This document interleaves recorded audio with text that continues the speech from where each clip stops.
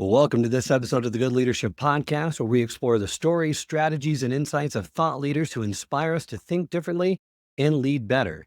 Today, I'm thrilled to have Bill Hawkins on the show. Bill is a globally recognized leadership consultant and coach who has helped countless executives elevate their performance and productivity.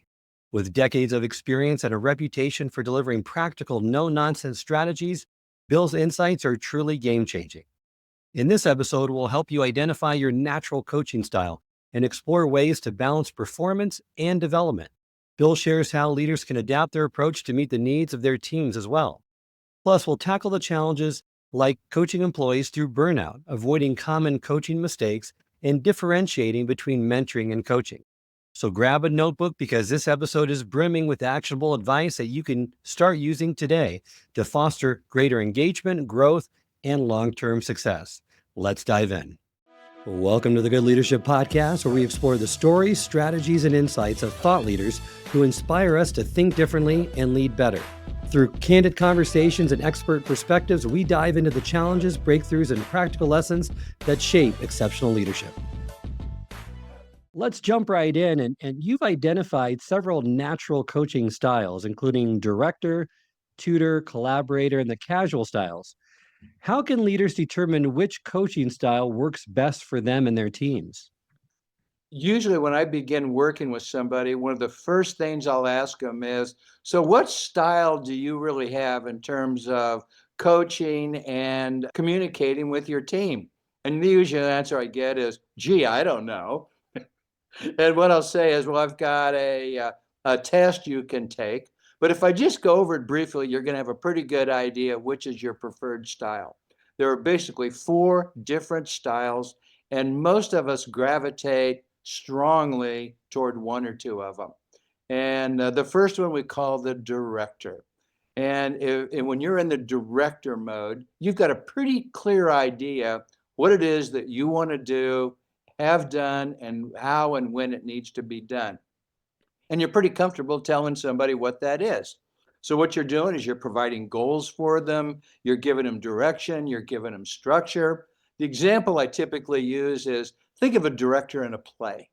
And even if they're working with a seasoned veteran actor, the instructions they might give that actor in this particular situation are, I want you to move from center stage, take 7 steps forward, turn slightly toward the audience, begin kind of quietly and humbly, and as you deliver your lines, become stronger and more eloquent, right? So what they're doing is providing a lot of direction, structure to help this person deliver what the director feels needs to be delivered in this situation. The director. The tutor. What I have people think of in this case is, imagine you have a child that's struggling in math, okay? And so you hire a tutor. That tutor is not necessarily so concerned with getting the right answer today. What the tutor really focuses on is, do you understand how we got that? Do you understand the process that we go through to get these answers? So what the tutor is going to do is strive to explain things, strive to make sure that you understand what's going on in the situation, right? So that is your tutor. Then next comes the collaborator. And the collaborator sees themselves, what they'll say is like, we're all part of the same team. I mean, my title is boss, okay? But we all work together. I kind of see my role as providing support, facilitating, problem solving. I'm going to encourage you to do the very best that you can. Okay? It's almost seen as equal roles. The example I use in this one, it's a film called Silence of the Lambs. And in it, we've got John Demme, who is director. We've got Anthony Hopkins, who was the star, the male star in the show. And he was Hannibal Lecter. And what these 2 professionals did was, every time Hannibal Lecter was on the screen, okay, they would get together and say, how would Lecter have done this? And they would overlap each other's roles. In other words, Anthony Hopkins would say, I think this should be a close-up, and the lighting might look like this. And Demme might say, and I think he's going to like start the scene more low-key and subtle and quiet. And they would talk about each and every scene about Hannibal Lecter and do it together. And the reason why I like this so much is both of them won Academy Awards for their performance doing this together, collaborating. Next is casual. The casual approach is I'm going to give you my observations, but my whole idea is I want to empower you to do the very best you can. Right? Is I'm not here to be telling you a lot about what to do because I think you know what to do. And once again, my example of this is a movie, an older movie. Some of you may not have seen. It's called Animal House. And in the movie Animal House, the star was John Belushi, and the director was John Landis. And there is a scene in this movie called The Food Fight, where John Belushi goes through a cafeteria line in a college campus. And before the scene is over, there's a general food fight in the cafeteria. What Landis tells him is he says, "You have done more improv than all the rest of us on this movie set combined." And if you remember, Belushi began his career in Chicago doing improv. Then he went to Saturday Night Live, right? He had all of this experience. And what Landis told him was, I want you to use that experience, okay? I encourage you to be creative. You've got 2.5 minutes. This scene is leading to this scene over here. Go do it. And they filmed it in one take, right? Because what Landis basically did was empower Belushi to do the very best he could with almost no direction whatsoever. So what I do is I tell people there's basically 4 styles out there. Almost all of us, okay, are going to have a strong preference toward 1 or 2 of these. The problem is we overdo it. We will tend to use that 1 or 2 styles more frequently than we need to. And when it works wonderfully, right? If your natural style is director and you're giving instructions and direction, okay, and now people need that, they feel good. But if they don't feel that they need it, they feel like you're demanding, controlling, okay, micromanaging. It just doesn't feel good. Okay? And the same for the tutor. If all that explanation and help feels good and is helping you understand math and solve the next problem correctly, okay, you used exactly the right style. But if that is not the style people were looking for, it sounds like you're preaching, overwhelming people with information. They don't like it. The same with collaboration. When collaboration works, people feel great. But if it's not what they were looking for, they feel like you're patronizing them. You're just complicating the situation. Why can't you just tell me what you want me to do? And lastly, casual. When it works as well as it did in the movie that we talked about. When it doesn't work, you've got direct reports feeling like you're avoiding leadership, okay, and just dumping work on them rather than doing your job as a leader. So the whole key in this is for leaders to figure out what is probably my natural style, and when it doesn't work, what are my opportunities to maybe lean toward one of these others? Does that make some sense? Such a great framework. I love it. Leaders should also assess their team's needs, individual personalities, and challenges that they face as well to align their coaching style appropriately. My next question really is around now we've identified that every leader has a dominant style, but they may need to adapt to different situations. How do you recommend leaders balance the benefits of each style while avoiding the potential downsides? So you gave us the benefits, you gave us some of the downsides. Speak to us more about that balancing act and how they can better balance those different styles. Let me make it easy for you. Exactly the same thing I tell the people I'm coaching. Don't make this too difficult. The main thing you want to look at is what is their competence level? What is their ability to do what you have in front of you right now? And if they're pretty competent, okay, and if they're pretty skilled, you're probably going to be a collaborator or you're going to be more casual because they don't need a lot of instruction to do this. So are you going to be more of a team player with them? Or are you going to really empower them to do the best that they can? Because they got the skills, they got the abilities. If you sense in some way they don't have the requisite skills or abilities to do this particular task today, you're probably going to lean more toward the director or the tutor, which leads you to say, do you think they need a lot of instruction or do they need a little instruction to do this? Now, you've highlighted breaking a job into 3 to 5 components that can make coaching more targeted and effective. Could you share an example of how this approach has worked in practice? I use it almost in every practical coaching situation that I have.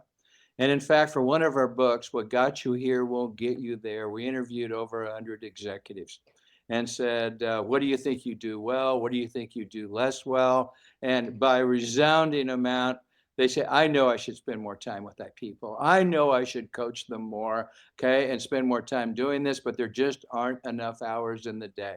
So what do you do when there aren't enough hours in the day, but your people need development, they need coaching, they need help on the job?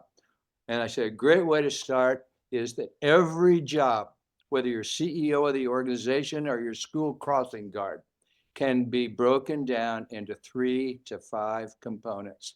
There's no exceptions to that rule.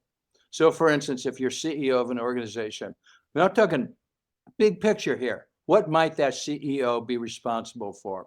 Well, maybe one is the performance of the organization, the overall performance. Now that can be broken down into quality and profitability, but one of your key responsibilities is the overall performance of that organization.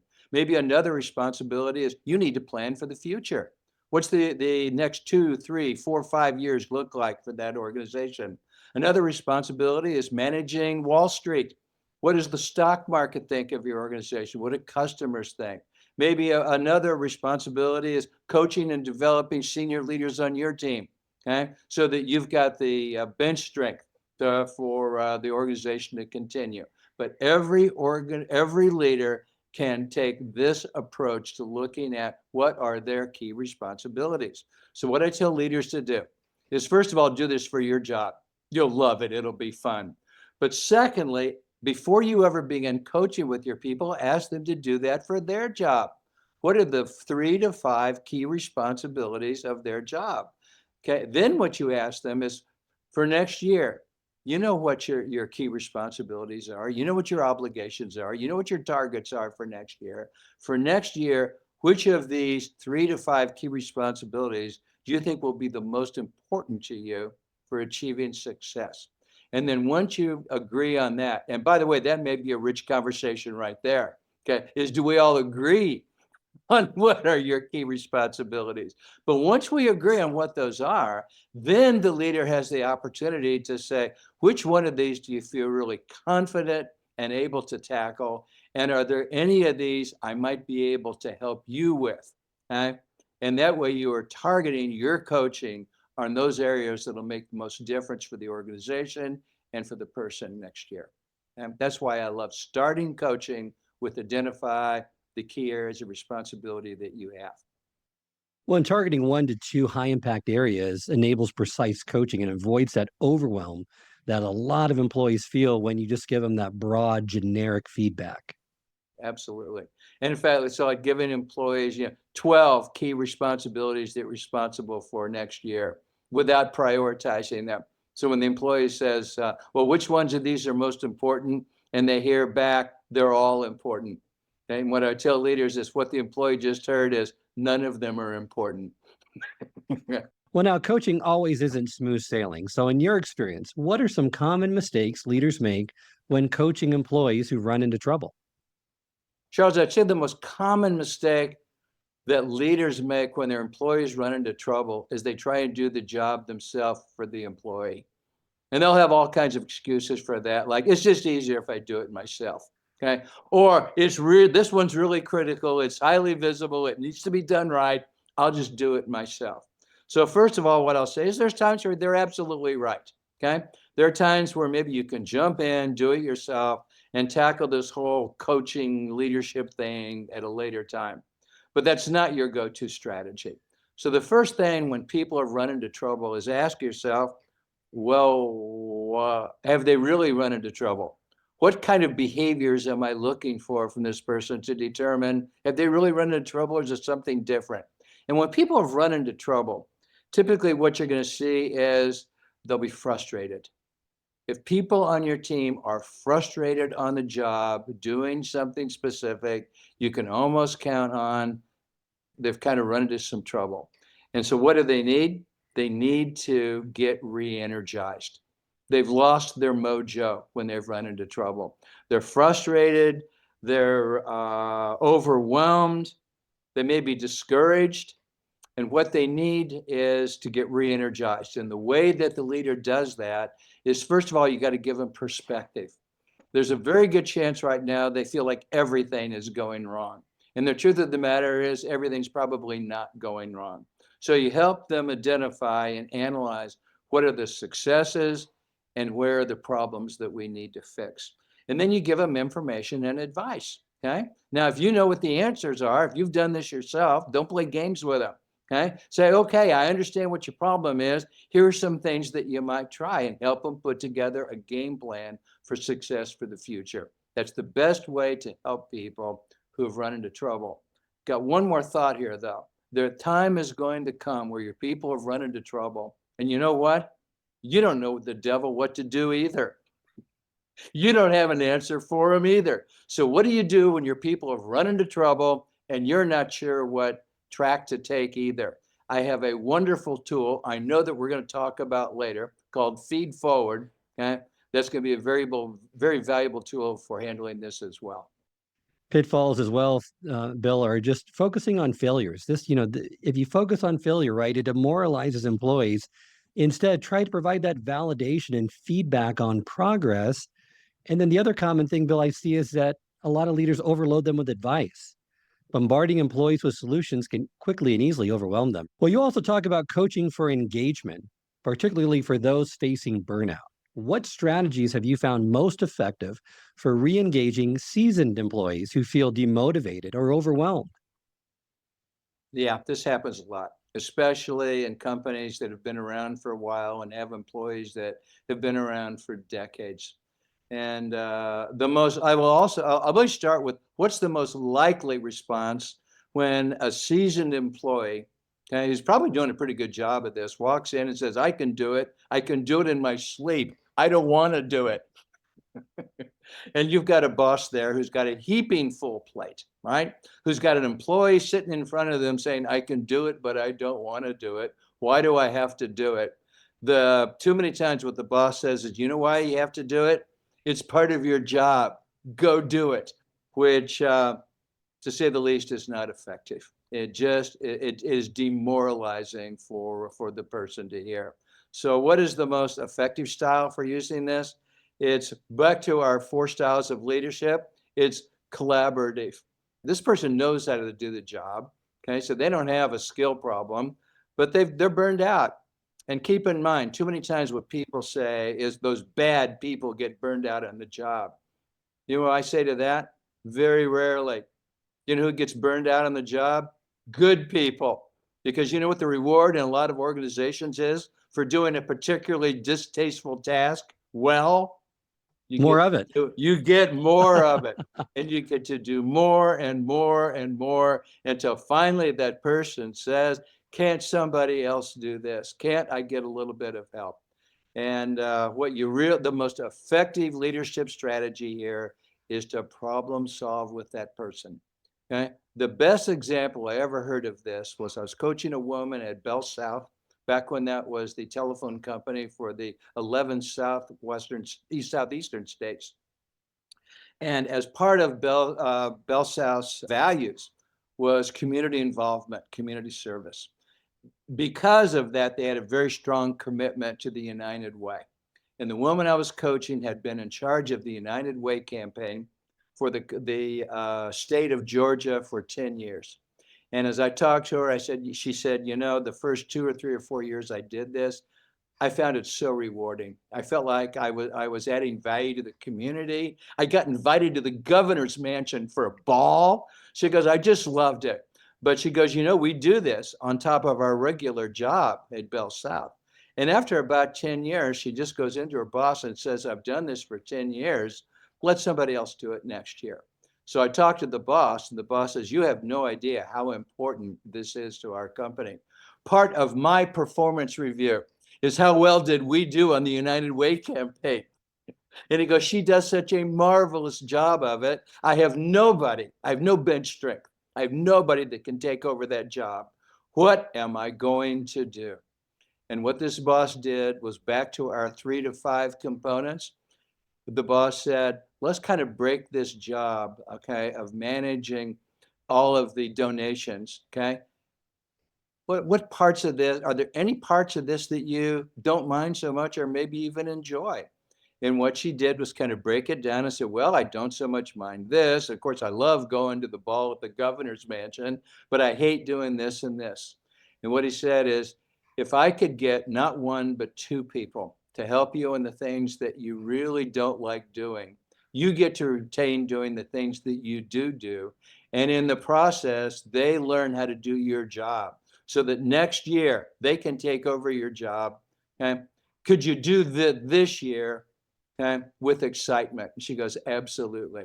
Okay. It's kind of her last chance to do the job and do it well one more year. So the answer is, what you try and do is problem solve with these people. What can they do? What can you do to help them and involve them in the process? But I think you mentioned a few critical things that I really want to highlight here is one, the boss listened deeply, Yes. created opportunities for them to express their concerns. He showed value by highlighting how their work impacts his job, his bonuses, and the organization as a whole, and provided relief, offer support, reduce workload, involve them more into their stimulating tasks that they're excited about, which it's common sense, right? But a lot of times common sense isn't common practice. And these tips work really effectively, well, if used on a frequent basis. Common sense is in common practice. What this bus did was get everybody motivated and engaged. Now, Bill, coaching and mentoring, they often overlap, but you emphasize that they serve different purposes.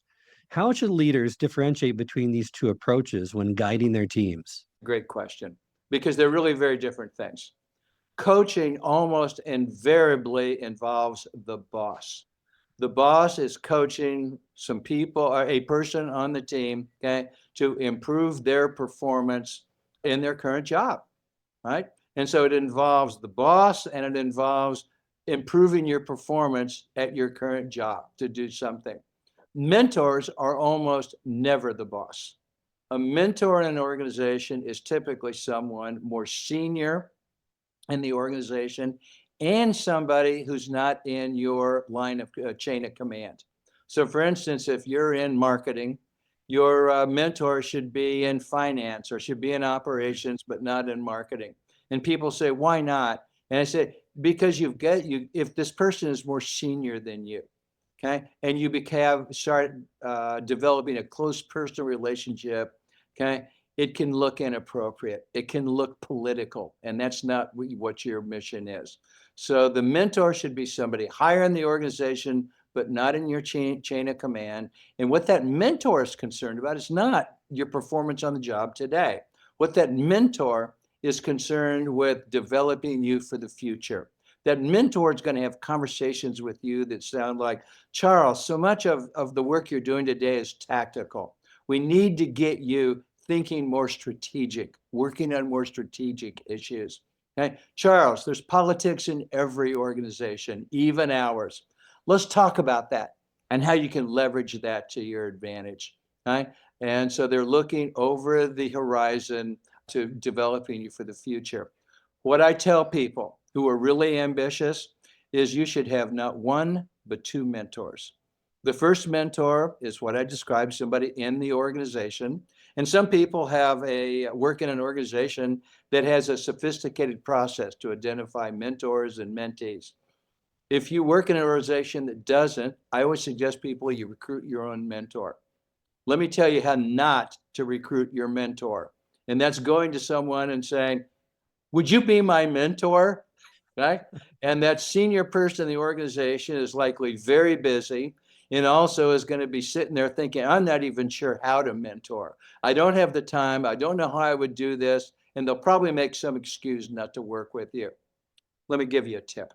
The way to recruit a mentor is to identify something about that person who you'd like to be your mentor that they do well. Maybe they have great financial acumen, even though they're not working in the financial arena. Maybe they build effective teams. Whatever it is that person does, Go and tell them, say, I really respect how you do X. I would love to buy you a cup of coffee and talk about that sometime. Would you be willing to do that? And if you approach it that way, I can almost guarantee you the person will say yes, and they'll probably pay for the coffee. And then what you do is you start developing a relationship with that person, and then can ask them to be a mentor. Develop your own mentor. The second mentor, okay, I think should be someone very much like you. And the reason why I say this, and this is especially true if you're not a white male in the organization, if you're a single parent in the organization, if you're a person of color in the organization, right? You have some special issues that maybe other people in the organization don't have. Find a mentor that is very much like you. I'll give you a personal example. I grew up and my dad was an airline mechanic and my mother was a secretary, back when you called them secretaries, in a company that made chili and tamales, okay? And just let me tell you that the dinner table in my house, we didn't sit around talking about niceties and we didn't sit around talking about business. So after I get my MBA, I go to work for Johnson & Johnson, one of the most conservative companies you can imagine, right? And I end up at these round table dinners with a bunch of executives seated next to a vice president. I can't begin to tell you how uncomfortable I felt in that situation. My past background did not prepare me for talking to these people. And I'd find myself at the end of that dinner sometimes saying, Bill, why would you say something like that to a vice president? How stupid was that? But I just was totally unprepared for that environment.